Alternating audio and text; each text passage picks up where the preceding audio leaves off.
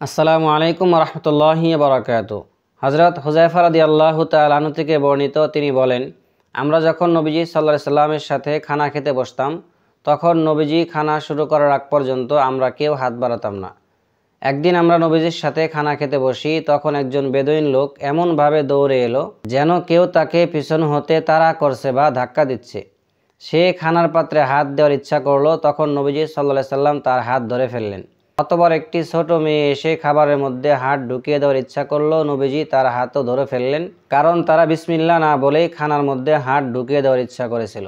তখন নবীজি সাল্লাল্লাহু আলাইহি সাল্লাম বললেন, যেই খাবারের শুরুতে আল্লাহর নাম নেওয়া হয় না, অর্থাৎ বিসমিল্লাহ বলা হয় না, ওই খাবারের মধ্যে শয়তান শরিক হয়ে যায়। প্রথমে শয়তান চেয়েছিল এই বেদুইনের মাধ্যমে খানার মধ্যে সে শরিক হবে, অতঃপর আমি তার হাত ধরে ফেলি।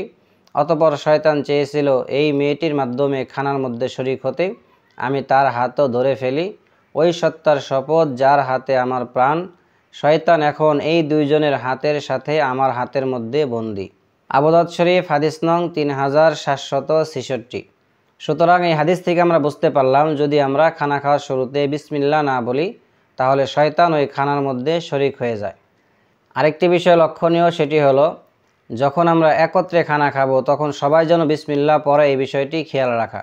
অন্যথায় যদি একজনের বিসমিল্লাহ ছুটে যায়, তার মাধ্যমে শয়তান খাবারের মধ্যে শরিক হয়ে যাবে।